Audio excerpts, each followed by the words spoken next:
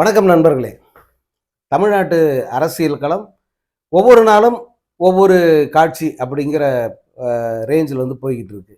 ஒரு நாளைக்கு யாருமே அடுத்து என்ன அப்படின்னு கணிக்க முடியாத நிலைமைக்கு கட்சிகளுடைய அந்த நகர்வுகள் இருக்கு. தேர்தல் நேரம் நெருங்குது. இன்னும் 100 நாட்களுக்கும் குறைவாக தான் தேர்தலுக்கான காலம் இருக்கு. இதில் இந்த எதிர்க்கட்சி முகாம் இருக்கு பாருங்க, அவர்களுடைய நடவடிக்கைகள் தான் அதிக அளவு கவனம் ஈர்க்கிற விதமா இருக்கு. அதிலும் குறிப்பா பன்னீர்செல்வம். இதுக்கு முன்பு செங்கோட்டையன் சில நாட்கள் சலசலப்பை கிளப்பினாரு. அதுக்கப்புறம் அவர் ஒரு சாக்கடையோட போய் சங்கமம் ஆயிட்டாரு. இப்போ நம்ம அதை சாக்கடைன்னு சொல்றீங்களா, அது சரியா அப்படின்னா நீங்களே யோசிச்சு பாருங்க. அந்த கட்சி அவர்களுடைய கொள்கை என்ன, அந்த கட்சி என்ன எதை முன்னெடுத்துட்டு அவங்க பேசிக்கிட்டு இருந்தாங்க. இப்போ யாரை அவங்க வாரி அணைச்சிக்கிட்டு உட்காந்துட்டு இருக்காங்க. அப்போ அவர்களுடைய நிலைப்பாடுங்கிறது என்ன மாதிரி இருக்கு. அதே போல அவர்களால் இந்த தமிழ்நாட்டுக்கு ஏதாவது நல்லது நடக்குதா அப்படின்னு சொன்னா இல்லை, போற இடமெல்லாம் சர்வநாசம் அப்படிங்கிற மாதிரி தான் அந்த கட்சியினுடைய செயல்பாடு இருக்கு. அந்த சர்வநாசம் ஏற்படுத்துகிற ஒரு கட்சியில தான் அந்த செங்கோட்டையன் போய் ஐக்கியமாகியிருக்கார். அவரோட சாப்டர் முடிஞ்சது. அதுக்கு அடுத்து வெளியில அந்த அதிமுக அணியிலிருந்து விலக்கப்பட்ட மனிதர்கள், அதில் ஒருத்தர் பன்னீர்செல்வம், முன்னாள் முதல்வராக இருந்தவர். ஒரு கணிசமான ஒரு செல்வாக்கு அவருக்கு இருக்கு. அதாவது அவருக்குன்னு இந்த குறிப்பிட்ட சதவீத ஓட்டு இருக்கா இல்லையான்றது அது அந்த விஷயத்துக்கு போவேனா. ஏன்னா தனிச்சு நின்று 3 லட்சம் வாக்குகளுக்கு மேலே வாங்கி ஒரு சுயேட்சையா அறியப்பட்டவர். அப்படின்னும் போது அவருக்கு ஒரு செல்வாக்கு இருக்கு, அப்படி தானே எடுத்துக்கணும். அதனால அந்த பன்னீர்செல்வம் அவர் முதல்ல என்டிஏ அந்த தேசிய ஜனநாயக கூட்டணி, அந்த கூட்டணியில் இருக்கிறதா முதல்ல சொல்லிக்கிட்டு இருந்தார். அதுக்கப்புறம் அவங்க இவரை சீந்தவே இல்லை. முக்கியமாக எடப்பாடி பழனிசாமியினுடைய மிக கராரான அந்த போக்கால் இவரை கிட்டத்தட்ட கழட்டி விட்ட நிலைமையில தான் வச்சுருந்தாங்க. இவர் உடனே ஒரு நாள், நான் இனி இந்த கூட்டணியில் இல்லை அப்படின்னு சொல்லி விலகிட்டேன் அப்படின்ட்டு வெளியே வந்துட்டார். முதல்வரை சந்தித்தார். அப்போ ஒரு சலசலப்பு ஏற்பட்டுச்சு. அதன் பிறகு கட்சியை நான் ஒருங்கிணைக்க போகிறேன், பிரிஞ்சு போனவங்களை சேர்க்க போகிறேன் அப்படிங்கிற பேரில் அவர் நிறைய பேட்டிகள் கொடுத்துக்கிட்டு இருந்தார். ஆனால் அதுக்கான முயற்சிகள் ஏதாவது எடுத்தாங்களா அப்படின்னு தெரில. முயற்சி எடுக்கிறதுன்னா தேடி போய் தலைவர்களை பார்த்து சந்தித்து, நம்ம ஒன்றா சேருவோம் வாங்க, போய் நம்முடைய ஒரிஜினலாக நம்ம அதிமுக எப்படி இருந்ததோ அதை திரும்ப ஃபார்ம் பண்ணுவோம், இல்லை எடப்பாடி நம்ம ஒதுக்குறாரு, எடப்பாடி ஒதுக்கிட்டு மீதி தலைவர்களெல்லாம் நம்ம ஒருங்கிணைப்போம், இப்படி ஏதாவது முன்முயற்சி எடுத்தாங்களான்னா அப்படி எதுவும் வெளிப்படையாக தெரில. அப்படி இருந்த பன்னீர்செல்வம் திடீர்னு டெல்லிக்கு போனார். டெல்லியில் போய் அமித்ஷாவை பார்த்தாரு. அதாவது தேசிய ஜனநாயக கூட்டணியில் நான் இல்லைன்னு சொல்லி விலகிட்டேன்னு சொன்ன அந்த பன்னீர்செல்வம் 2 மாதம் கூட இருக்காது இல்லை, இப்போ திரும்ப போயிட்டு அமித்ஷாவை பார்க்குறாரு. என்னை நீங்கள் கூட்டணியில் சேர்த்துப்பீங்கன்னா மாட்டிங்களா, 2ல் 1 சொல்லுங்கள், நான் ஒரு முடிவு எடுக்க போகிறேன் அப்படின்னு ஏதோ அவர் பேசிட்டு வந்திருப்பார். இப்படி தான் பேசியிருப்பாரான்னு தெரியாது, ஏதோ ஒன்று. நம்ம கேள்வி எல்லாம் என்னென்னா, பன்னீர்செல்வம் பிஜேபியாலா? பிஜேபியாக இருக்காரு, அந்த கட்சியோட உறுப்பினரா, இல்லை அந்த கட்சியோட தலைவரா? தனிப்பட்ட மனிதர் தானே. இப்போ எந்த கட்சியும் சாராத, எந்த கட்சியிலும் இல்லாத ஒரு தலைவராக அவர் இருக்கார். அவருக்கு அமித்ஷாவோட தயவு எதுக்கு தேவை? அமித்ஷாவோட பர்மிஷன் எதுக்கு தேவை? என்ன திரும்ப எடப்பாடி கூட சேர்த்து வைன்னு கேட்க போறாரா? அதுக்கு வாய்ப்பு இல்லை அப்படிங்கிறது ஏற்கனவே தெரியும். ஏன்னா எடப்பாடி பழனிசாமி மிக கராராக இருக்கார் அந்த விஷயத்தில். நான் முதல்வர் ஆகலனாலையும் பரவாயில்ல, இதே எதிர்கட்சி தலைவராக ஆயிட்டா கூட போதும், இல்லை அந்த பதவி இல்லைன்னா கூட அதிமுக பொதுச் செயலாளராக நான் இருந்தால் போதுன்ற மனநிலைக்கு அவர் வந்துட்டார். அதனால அவர் நீ பிரிஞ்சு, நான் ஒரு வாட்டி நீக்கணும் தான், திரும்ப உன்னை ஏறெடுத்து கூட பார்க்க மாட்டேன், உன்னை பற்றி பேச மாட்டேன், நீ வரக்கூடாது. இதுதான் எடப்பாடி பழனிசாமி நிலைப்பாடாக இருக்கு. இப்போ அந்த எடப்பாடி பழனிசாமி கூட என்னை சேர்த்து வையின்னு போய் கேட்குறாரா?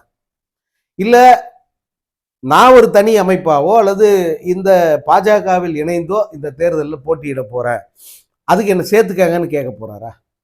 இல்லை நான் வேற கட்சியில் இணைய போறேன், அதுக்கு பர்மிஷன் கொடுங்கன்னு கேட்க போறாரா? பர்மிஷன் கொடுங்கன்னு கேட்டா இனி என்ன அடிமையா? நீ யோசிச்சு பாருங்க, தமிழ்நாட்டு அரசியல் களம் எப்படி இருந்தது, இந்த தலைவர்கள் எல்லாம் எப்படி சுதந்திரமாக முடிவெடுத்தாங்க, அவர்களுடைய கருத்துக்களை எப்படி ஆணித்தரமா இத்தனை காலமும் பதிவு பண்ணாங்க அப்படிங்கிறதெல்லாம் நம்ம பார்த்துக்கிட்டு இருக்கோம். ஆனால் இந்த மாதிரி ஒரு கேவலமான சூழலை நம்ம இது வரைக்கும் பார்க்கல. திமுக அணி குறைந்தபட்ச சுயமரியாதையோட நடந்துக்குது அப்படின்னு சொல்லலாம். குறைந்தபட்ச மேக்சிமம் அப்படின்னு கூட நான் சொல்ல. யாருக்கு அடிமை இல்லை, எந்த தலைவரும் தன் கருத்தை சொல்லலாம்.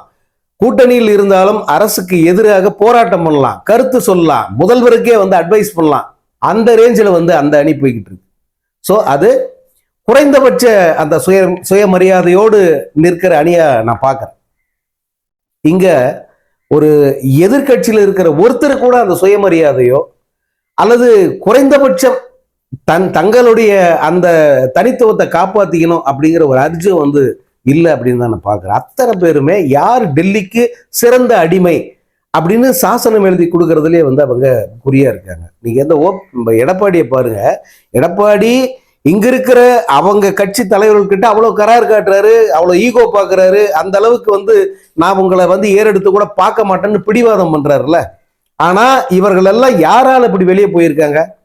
இந்த பன்னீர்செல்வத்தை இப்படி பிரிச்சு நிக்க வச்சது யாரு? பாஜக. அவரை வந்து தர்ம யுத்தம் நடத்த சொன்னது யாரு? பாஜக. பாஜகவோட குருமூர்த்தி தான் வந்து இந்த தூண்டி விட்டதுன்னு அவனே வந்து ஒத்துக்கிறான். அதுக்கு அடுத்து இந்த செங்கோட்டையனை, சும்மா கிடந்த செங்கோட்டையன் மாவட்ட செயலாளர், ஒரு எம்எல்ஏ, தனிப்பட்ட ஒரு கோபிச்செட்டிப்பாளையம் மற்றும் சுட்டு வட்டார பகுதிகளில் செல்வாக்கு மிக்க அதிமுக பிரமுகர், அதே போல கட்சி மேலிடத்துல செல்வாக்கோடு உள்ளவர் அப்படிங்கிற நிலைமையில இருந்த அந்த செங்கோட்டையனை தூண்டி விட்டது யாரு? ஒருங்கிணைப்பு. அவன் பிரிஞ்சு போனவங்கெல்லாம் சேர்த்துக்க, இல்லைன்னா நான் 10 நாளைக்குள்ள நீ சேர்க்கலன்னா நான் வேற ஒரு முடிவு எடுப்பேன், நல்லதே நடக்கும், இப்படி சொல்ல வச்சது யாரு? பாஜக. அதே போல டிடிவி தினகரன் இன்னைக்கு இவ்வளவு பேசுறாரு, அவரையும் வந்து தூண்டி விட்டது யாரு? இதே பாஜக தான். ஆனா இவங்க இவ்வளவு இதுக்கெல்லாம் காரணமான பாஜகவை எடப்பாடி பழனிசாமி தன்னுடைய கூட்டணி கட்சியா அரவணைச்சுக்கிட்டு இருக்காரு, அவங்களுக்காக வந்து குரல் கொடுத்துக்கிட்டு இருக்காரு. ஆனா இங்க வந்து இவ்வளவு தூரத்துக்கு அவருக்கு வாய் கிழியுது. அதே போல தங்களை தூண்டி விட்ட அந்த பாஜக இப்ப நம்ம நட்டாத்துல விட்ட மாதிரி நிக்கிறமே, நமக்கு எந்த வகையிலே அவங்க உதவலையே அப்படிங்கிற அந்த கோபத்தையாவது வந்து இவங்க வெளிப்படுத்தினாங்கன்னா இவங்க தான் அடிமைகளை எப்படி வெளிப்படுத்துவாங்க? ஆக இவங்களுடைய ஒரே நோக்கம் இந்த அதிமுக, அப்புறம் அதிமுக பிரிஞ்சு போய் இன்னைக்கு தனித்தனி நிலைப்பாட்டோடு நிக்கிற இவர்கள் அத்தனை பேருக்கும் ஒரே நோக்கம், யார் டெல்லிக்கு சிறந்த அடிமையாக செயல்படுவது, எந்த அடிமையோட பேச்சை வந்து அவங்க கேட்டு அதற்கேற்ற மாதிரி வந்து நடவடிக்கை எடுத்து நம்ம அரவணைக்கு போறாங்க. இதுதான் வந்து இவர்களுடைய ஒரே ஏக்கமாக நோக்கமாக இருந்துகிட்டு இருக்கு. அப்புறம் இந்த சசிகலா, அது ஏதோ ஒரு ஆரம்பத்தில் அது வந்த இதெல்லாம் பார்த்தா அந்தம்மா வந்து ஏதோ செய்ய போறாங்க அப்படின்னு தான் வந்து நம்ம நினைச்சுக்கிட்டு இருந்தோம். ஆனா இவங்க எல்லாரையும் விட மிகப்பெரிய அடிமை யாருன்னா இந்த சசிகலா தான். யாரால இவங்க டெல்லி இதுல 4.5 வருஷம் ஜெயிலில் போய் ஊதுவத்தி உருட்டினாங்க? யாரால அரசியல்ல இன்னைக்கு வீழ்த்தப்பட்டு நிக்கிறாங்க? இந்த எடப்பாடி பழனிசாமி கை கொடுத்து அதே போல பன்னீர்செல்வத்தை தூக்கி விட்டு அவங்கள போட்டு நசுக்கிறது யாரு? பாஜக. இன்னைக்கு அந்த பாஜக தயவுக்காக தான் சசிகலா காத்துக்கிட்டு இருக்காங்க. ஸோ இவர்கள் அத்தனை பேரையும் நம்ம ஒரு தனித்துவம் மிக்க தலைவர்களை பார்க்கவே முடியாது. இவர்கள் அத்தனை பேரும் பாஜகவின் ஏவல் அடிமைகள் இவங்கெல்லாம். சரி, அந்த பக்கம் ஒரு தாவேகான்ற ஒரு தவிட்டு தற்கூரி கழகம் இருக்க, அது யார் அப்படின்னா அது ஒரு பி டீம், அது ஒரு அந்த பி டீமை சேர்ந்த ஒரு அடிமை அப்படி வச்சுக்கலாம். அதுவும் அடிமை தான். எப்படின்னா அது வந்து வெளியே காமிச்சிக்காது. அவங்க கொடுத்த அசைன்மெண்ட் அதை நீ வெளியே காட்டிக்க கூடாது. வெளியே வந்து என்னோட அடிமைன்னு நீ தெரியாம இந்த அடிமையாவே நீ வந்து மெயின்டைன் ஆகணும். என்ன ஒரு லிமிட்டுக்கு மேல என்னை திட்ட வர வேலையை வச்சுக்க கூடாது. உனக்கு ஸ்கிரிப்ட் இவ்வளவுதான், இதுக்கு மேல ஒரு வார்த்தை கூட பாசிச பாஜக சொன்னியா அதோட நிப்பாட்டிக்கணும். அதுக்கு மேல ஒரு வார்த்தை கூட பேசக்கூடாது. கொள்கை எதிரி அதோட நிப்பாட்டிக்கணும். எந்த கொள்கையில எதிரி? உனக்கு எனக்கு என்ன கொள்கை முரண்பாடு இருக்கு, அதை பத்தியெல்லாம் நீ பேசக்கூடாது. நான் சொல்றதுல ஏதாவது ஒரு வார்த்தையாவது தவறா இருக்கு, இல்ல நீங்க மிகையா சொல்றீங்க அப்படின்னு உங்களால் நிரூபிக்க முடியுமாங்க? விஜயோட அரசியல் என்னவா இருக்குன்னு பாருங்க. அவன் திமுகவை திட்டுவான், திமுக கொள்கையை அபகரிச்சுக்கிட்டு, திமுக தலைவர்களை அபகரிச்சுக்கிட்டு, திமுக கொள்கையை காப்பி அடிச்ச ஒருத்தன் திமுகவை திட்டுவான். ஆனா கொள்கை எதிரி எங்களுக்கு அந்த சித்தாந்த ரீதியாக வந்து பாஜக தான் விரோதி அப்படின்னு சொல்றான் பாருங்க. எந்தெந்த சித்தாந்தத்தில்ரா உனக்கு அவங்க விரோதின்னு கேட்டாக்க ஒன்றும் சொல்ல மாட்டான். இன்னைக்கு வரைக்கும் எந்த மேடையிலேயாவது அதை பத்தி பேசியிருப்பானா? இந்த இந்து முஸ்லீம் இந்த கலவரத்தை நீங்க தூண்டுறீங்களே, நீங்க வந்து எந்த அளவுக்கு இழிவானவர்கள், இந்த நாட்டுக்கே நீங்க மிகப்பெரிய ஆபத்துடா அப்படின்னு ஒரு வார்த்தை சொல்லி போனா உன் சித்தாந்தம் என்ன? பாஜக கொள்கைக்கு நான் விரோதி அப்படின்னா பாஜக கொள்கை இந்துத்துவா, அந்த இந்துத்துவாக்கு நீ எதிரானவனா? நீ என்னைக்காவது அதை பதிவு பண்ணியிருக்கியா? பண்ண முடியாது. ஏன்னா நீ இன்னொரு சங்கி, இன்னொரு அடிமை நீ. அப்போ இப்படி எல்லாமே பாஜகவின் அடிமைகளாத்தான் நிக்கிறாங்க. இவங்க எப்படி சிறந்த எதிர்கட்சியா இவங்க செயல்படுவாங்க?